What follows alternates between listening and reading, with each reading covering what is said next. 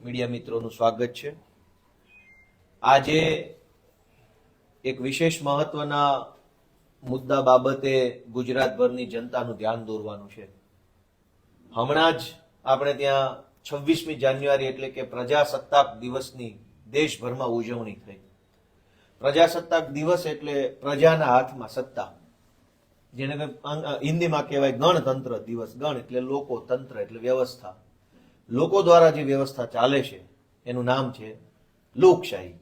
લોકશાહીમાં સત્તા પક્ષ અને વિરોધ પક્ષની બરાબર ઇક્વલ જરૂરિયાત છે। સત્તા પક્ષની સામે વિરોધ પક્ષ ન હોય તો સત્તા બેફામ બની જાય છે। એટલે સત્તાને બેફામ બનતી રોકવા માટે, લોકશાહીના મૂલ્યોનું જતન કરવા માટે અને જનતાના હિતને નુકસાન થાય એવા કોઈ નિર્ણયો સરકાર દ્વારા લેવાતા હોય તેવા નિર્ણયોનો વિરોધ કરવા માટે ભારતના બંધારણમાં જ વિરોધ પક્ષની જોગવાઈ કરવામાં આવી છે।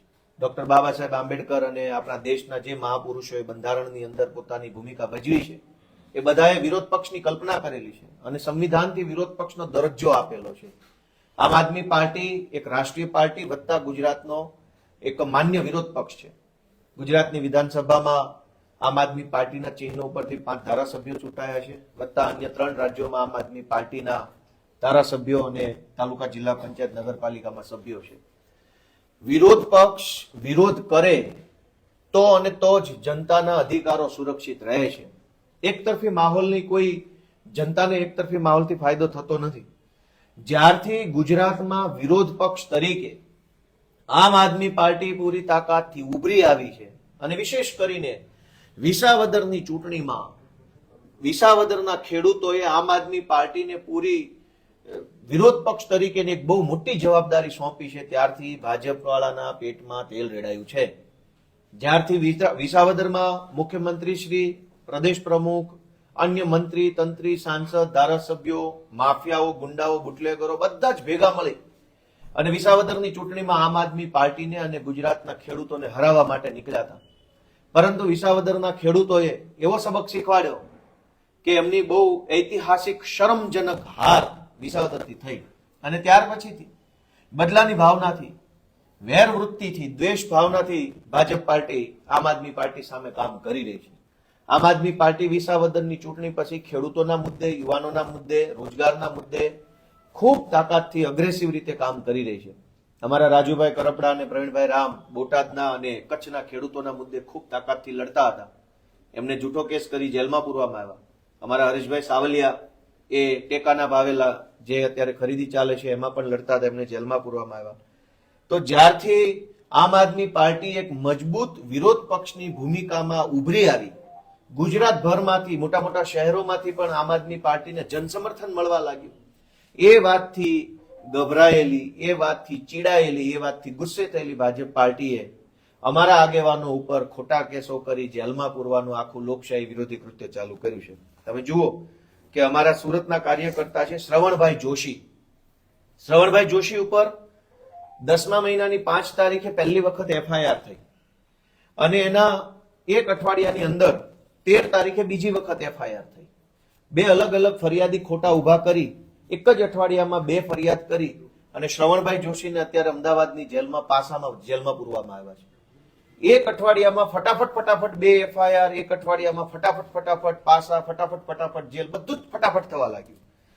અમારા વિસાવદરના મારા મિત્ર, અમારા આગેવાન અને જુનાગઢ જિલ્લાના આમ આદમી પાર્ટીના પ્રમુખ હરેશભાઈ સાવલિયા ઉપર 27 તારીખે એક FIR કરવામાં આવી, 27 ડિસેમ્બરે, અને 30 ડિસેમ્બરે બીજી ફરિયાદ કરવામાં આવી। 3 થી 4 દિવસના ગાળામાં ઉપરા ઉપરી 2 ખોટી ફરિયાદો કરી અને એમને પણ આજે અમદાવાદની અંદર જેલમાં પાસામાં મોકલવામાં આવ્યા। અમારા રાજુભાઈ કરપડા અને પ્રવીણભાઈ રામ, એમની ઉપર 13/10 એક ખોટી ફરિયાદ કરવામાં આવી અને ત્યાર પછી 15 દિવસના ગાળામાં 1/11 બીજી ફરિયાદ કરવામાં આવી। તમે જુઓ કે એક બાજુ ગુંડાઓ, બુટલેગરો, માફિયાઓ, તોડબાજો, વ્યાજે રૂપિયા ફેરવનારાઓ, જમીનો પચાવી પાડનારાઓની વિરુદ્ધમાં પોલીસ સ્ટેશને જો ફરિયાદ આપવા જઈએ તો ફરિયાદ લેવાતી નથી। ધક્કા ખાઈ ખાઈને માણસ કંટાળીને છોડી દે છે। ગુજરાતના પોલીસ સ્ટેશનોમાં ગુંડાઓ કે માફિયાઓ કે બુટલેગરો કે ડ્રગ્સ વેચનારાઓની વિરુદ્ધમાં કોઈ ફરિયાદ લખવા માટે તૈયાર નથી પોલીસ। પણ આમ આદમી પાર્ટીના નેતા હોય તો 3 દિવસમાં 2 ફરિયાદ, 2 દિવસમાં 2 ફરિયાદ, અઠવાડિયામાં 2 ફરિયાદ લખાઈ પણ જાય, એરેસ્ટ થઈ જાય, વોરંટ નીકળી જાય, રિમાન્ડ લેવાઈ જાય, પાસા બધું જ 15-20 દિવસમાં તો બધી જ કાર્યવાહી થઈ જાય છે. આટલી જલ્દી કાર્યવાહી જો ગુજરાતની અંદર માફિયાઓ ગુંડાઓને પકડવા માટે થતી હોત, બુટલેગરોને પકડવા માટે થતી હોત, નાના માણસોની મિલકત પચાવી પાડનારા લોકો ઉપર થતી હોત, તો ગુજરાતની જનતા આજે એક શાંત અને સલામત વાતાવરણની અંદર જીવી શકતી હોત. મારે એટલું કહેવાનું છે કે જેટલો કાયદો કાનૂન કોર્ટ કચેરી આવતો એ બધો જુલમ ભાજપ વાળા કરી લે તો પણ અમે ડરવા વાળા માણસો નથી, અમે લડવા વાળા માણસો છે. ફાંસી નહીં મળે ત્યાં સુધી અમે ભાજપ સામે લડતા રહીશું, જીવતા રહીશું. ત્યાં સુધી તાનાશાહી સામે, દાદાગીરી સામે, ભાજપની ગુંડાગીરી સામે લડતા રહીશું અને વિરોધ પક્ષ તરીકે અમારી જે જવાબદારી છે એ જવાબદારી અમે પૂરી કરતા રહીશું. વધુમાં ગુજરાતના લોકોને પણ એક અપીલ છે કે ગુજરાતમાં આજ પોલીસ સ્ટેશનોની પરિસ્થિતિ શું છે. એક સામાન્ય નિર્દોષ પીડિત માણસ પોતાની ફરિયાદ આપવા જતા પણ ડરે છે, કેમ કે તમે ફરિયાદ આપવા જાઓ તો પોલીસ તમને ગુનેગાર બનાવી દે, આરોપી બનાવી દે છે. અનેક જગ્યાએ અનેક ઘટનાઓમાં આપણે જોયું છે કે પોલીસ ઉપર બુટલેગરોએ કાર ચડાવી દીધી, વાહન ચડાવી દીધા, એક્સિડન્ટો કરી નાખ્યા. અનેક જગ્યાએ માથાભારે માણસો અમદાવાદમાં, રાજકોટમાં ખુલ્લી તલવારો લઈને ફરે છે અને સીધો ગુજરાતની ભાજપની સરકારને ચેલેન્જ આપે છે કે ગુંડાઓનું સરકાર શું બગાડી લે છે. જે ભાજપની સરકાર ગુજરાતમાં ગુંડાઓ, બુટલેગરો, માફિયાઓ, તોડબાજો એને કઈ નથી કરી શકતી, એમના ઉપર કાર્યવાહી નથી કરી શકતા, એમને નથી પકડી શકતા, એટલે અમારા જેવા વિરોધ પક્ષના આગેવાનોને, સામાન્ય પરિવારમાંથી આવતા નેતાઓને જેલમાં પૂરવાનું ષડયંત્ર ચાલુ છે.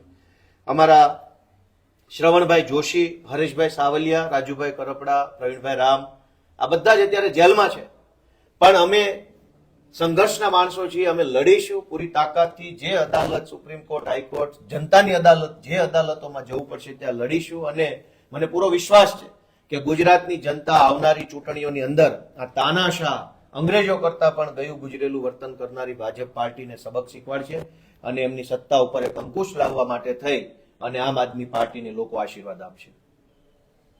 ગોપાલભાઈ, તમે કહો છો જે પ્રકારે આ ફરિયાદો થઈ રહી છે, તમારું જે ડિપાર્ટમેન્ટ છે એ શું કહે છે? એ લોકો ડિફેન્ડ તો કરતા જશે ને કોર્ટમાં, તો ક્યાં એવા પુરાવા કે એવું કંઈ હશે તો જ કાર્યવાહી થતી હોય એવું પણ માની શકાય કે પછી આ ફેબ્રિકેટેડ છે આખું? તમારું એવું કહેવું છે?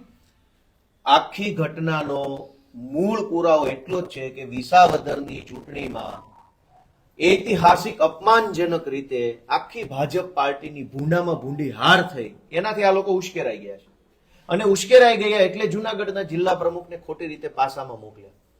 મારી તો સરકારને કહેવું છે કે તમારે પાસામાં આપો, તમે ગુંડાઓ, બુટલેગરો, માફિયાઓનું લિસ્ટ વિસાવદરથી લિસ્ટ ચાલુ કરીએ કે કેટલા માથાભારે માણસો ત્યાં શું ધંધા કરી રહ્યા છે ભાજપના ખેસ પહેરીને.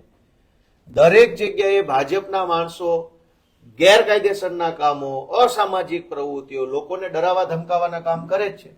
એમના ઉપર તો પાસા નથી થતી. આટકોટની અંદર જ 2 ભાજપના માણસો બળાત્કાર કરતા પકડાયા હતા, ખેડામાં ઝેરીલી શરાબ વેચતા પકડાયા હતા, સુરતની અંદર ભાજપનો માણસ છેડતી કરતા પકડાયો હતો, રાજકોટની અંદર બીજા 2 ડ્રગ્સ વેચતા પકડાયા હતા ભાજપના હોદ્દેદારના છોકરાઓ. કેમ એ કોઈ ઉપર પાસા ના થઈ? ભાજપના માણસોની ઉપર કોઈ કાયદેસરની કાર્યવાહી નહીં થાય. માત્ર આમ આદમી પાર્ટીના જે કઈ હોદ્દેદારો છે એની ઉપર ખોટી કાર્યવાહી કરવામાં આવે છે. પણ આ સંઘર્ષનો સમય છે, અમે લડીશું પૂરી તાકાતથી અને કોઈ ભાજપ કે સત્તા બત્તાથી અમે ડરી જવા વાળા માણસો નથી. પૂરી તાકાતથી સામનો કરીશું ને એક વખત